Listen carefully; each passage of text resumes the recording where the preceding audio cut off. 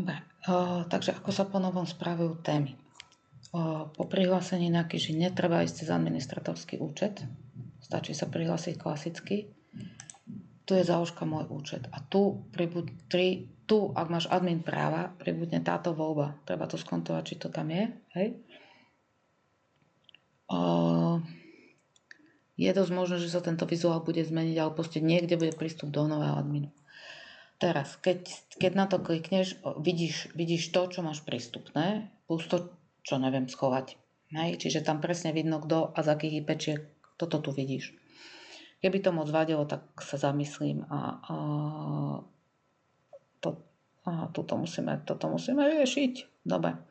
Teraz, rozdiel, keď sa klikne na toto tlačítko v tom, že ideš do nového dashboardu, alebo teda do nového dashboardu, tu sú všetky tie veci súvisiace so starým systémom pokope, ale je to presne to isté, ako keď priamo klikneš na témy tu. Úplne to isté, hej?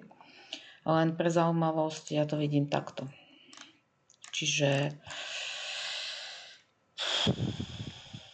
je tam toho dosť, ale najhoršie je, že ja tu vôbec... Aha, tu vidím tie neohlásené sťahovania. No krása. Nevadí, budem riešiť. Takže teraz, keď je prihlásený klasický admin, platí to pre všetkých.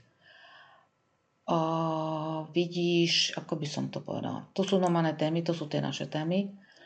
Tade to sa pridáva nová téma, ale toto sú číselníky, to znamená, že len tak vidíš, môžeš to editovať, lebo však neodporúčam do toho šahať. Je to nastavenie, ako sa to dá, kde a čo, ako sa má zobrazovať. Toto jedine, keby tam je nejaký preklep alebo niečo také. Hej, to sú tie naše veci.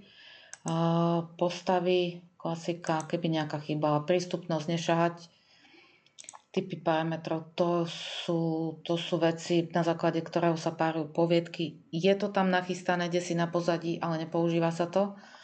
A to sú hodnoty tých parametrov, treba, ja neviem, žáner máme, hej, klasika. To, čo tam je, číselníky sú všetky nachystané, ešte to nie je zapracované.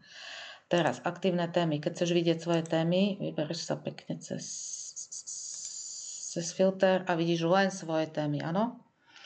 Existuje možnosť hromadnej úpravy, to znamená, že keď sa takto niečo pooznačuje, tak sa to dá prehodiť pod niekoho iného, dá sa to prehodiť pod nejaký rok hromadne, dá sa to prehodiť pod témy, čo tam ešte je také nahromadné, fandom sa dá upraviť hromadne. Neodporúčam sa s tým moc hrať, keď s tým nemáš prax, lebo si prepíšeš všetko nenavratne.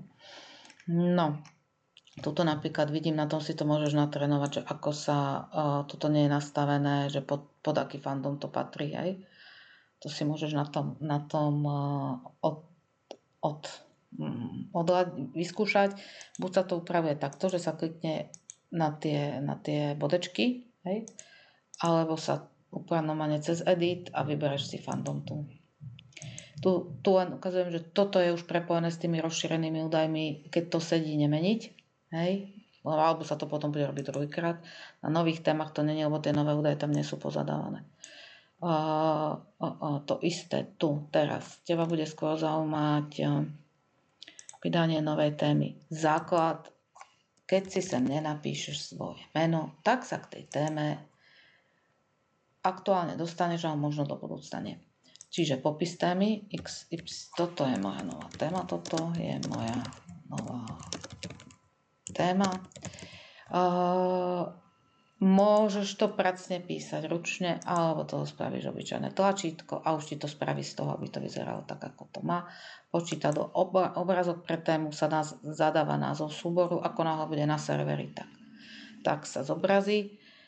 Zobraziť komu, áno. Môžeš si to nachystať len pre seba, všetko funguje tak, ako predtým, len si to vyberieš. Kto môže vidieť iba keď sa tu vyberú registrovaní užívateľia, tak sa dá vybrať úroveň tejto prístupu, čo všetci vidí. Teraz tie typy, to sú to základ len kapitolovka. Svoje jednorazovky už máš, takže to zakladať nebudeš. Výber roka, kedy sa téma plánuje dokončiť, alebo skôr by som povedala, kedy sa začala, v prípade, že keď sa dokončí neskôr rok, tak sa prehodí. zaplánované vidia len administrátori, rozpracované vidia, to sú tie aktívne preklady a ostatné dokončené skáču tam, kam majú. Sériu zase skončili sme niekde, ja neviem, 2022, alebo tak nejako sme končili, 2019 možno. Hada, tu mám ešte. Takže série, to sa musíme zamyslieť, ako vymyslíme série, ale je to tu nachystané a niektoré série sú pozadávané. Tuto vždy poprosím vybrať túto nulu, pretože tam ešte tie rozšírené údaje nemáme. Dobre, to je celé, uložiť. Ja tam mám zrušiť, aby mi to tam nenaskákalo. Pozor, máš prístup ku úplne všetkým témam, pretože sme administrátori, tak sa nebudeme na tom hrať. Kdokoľvek môžeš opraviť.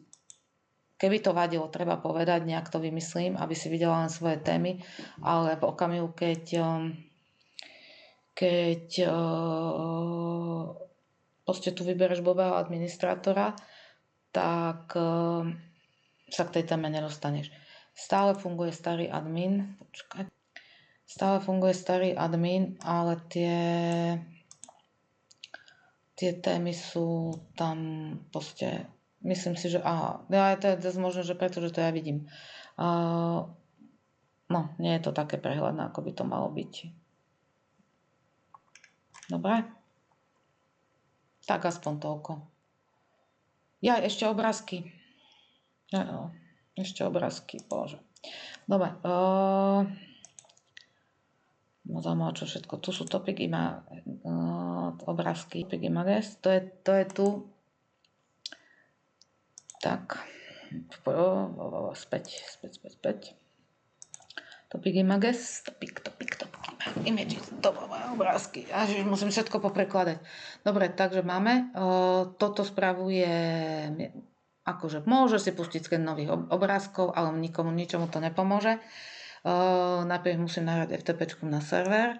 V okamihu, keď tam budú, tam, kde majú byť, tak sa sem doplnia. Toto je na to, aby sa dal upraviť presne ten kód, čo kopíruješ do témy. To znamená, že napríklad tu vidno, ako šialene tie obrázky nazývate takže tu, keď si to dáš editovať, tak vidíš celú cestu k tomu obrázku. Názov fyzický obrázka sa nezmení, ani keď sa to tu prepíše.